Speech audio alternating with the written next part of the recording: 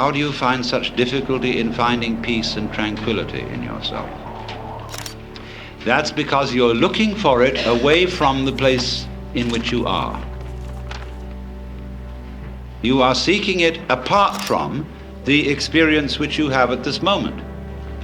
And you are regarding that experience and saying, that's pretty lousy, I'd like something better than that.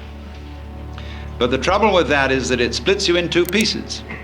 And once you're split in two pieces, you're lost. Because you've made a difference between the experience you are now having on the one hand and yourself who is having it on the other. And you wish you could get away from that experience. Now the truth of the matter is you can't, because you are what you experience. Now knowing changes, it changes itself.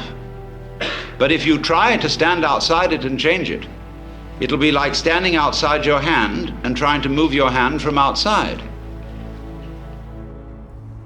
So is there then no need for man to seek for a meaning in his life? Not only his life, but the life of the universe. No, there is no need to seek for a meaning. Meaning, I use the word in rather a definite way. And for me, meaning is a function of signs, particularly of words and symbols. Meaning is the referent of words, as when we take the word water, the meaning of it is something drinkable, whereas the sound water is not drinkable. So therefore, if we ask life to have a meaning, we look for something other than life to be that meaning, and therefore we reduce life to a being mere words and mere symbol. Now, of course, you may use the word meaning in a less precise way and say, now, although the music of Bach has no meaning in the sense that it is not like the music of Tchaikovsky, designed to imitate natural events and noises, nevertheless it has meaning in the sense that it enchants us.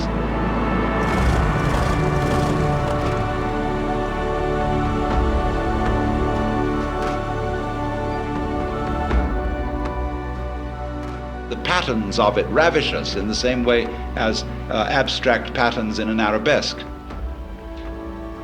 That's a little different sense of the word meaning. And yes, I would say that life has that kind of meaning, but you don't seek it, because if you seek it, you lose it. I see the process of life as an essentially musical process,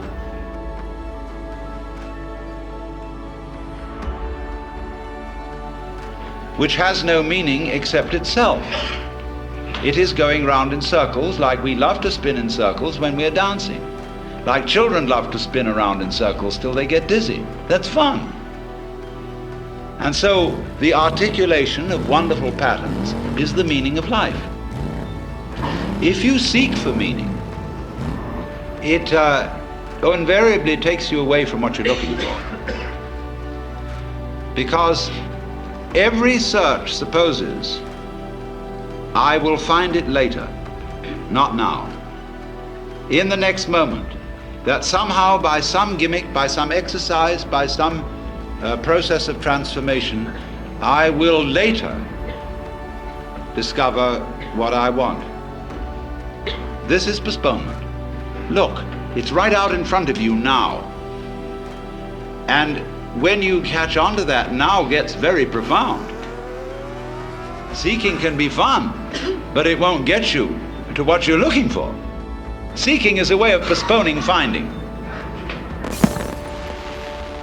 So this is not important. What is important, surely, is this immediate now. Not why are we here, but what are we here? People who live in the future or for the future, when their plans come off, they're not there enjoying them. They're planning for another future. They never catch up with themselves. When you make plans, you plan now. And that can be a gas, making plans. But for goodness sake, do it in the now spirit, rather than, as it were, oh, if I can't wait till that happens. Because then if you're in I can't wait spirit, you just bolt life, like somebody swallowing food so fast they can neither taste nor digest it. When we look for pleasure, you see, we split ourselves. We divide ourselves from pleasure in seeking it. And in trying to get away from pain, we divide ourselves from pain, not realizing that that's what creates pain, is the division of experience, so that the wholeness of experience is broken and we are disintegrated. We are in a split relationship with the contents of our experience. The knower and the known. Then there is the knower is opposed with a known called pleasure and tries to identify with it. The knower is confronted with a known called pain and tries to be disentangled from it. But it is this very split. It is trying to get away from pain that makes pain painful.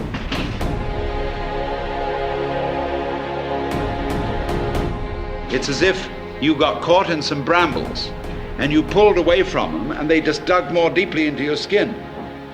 You would have to go the other direction to let the brambles out. You'd have to go into the bush. But the point is that as we keep up this distinction of the knower from the known, we're always running away.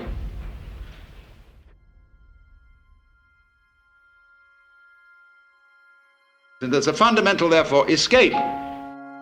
In every project to transform consciousness, there is an escape from what is. And when you realize you cannot get away from what is, not should you, not might you, but you can't, then at that point when you realize you can't get away from what is, there's nothing left to you but to watch it. And then for the first time you are taking a good look at your real self.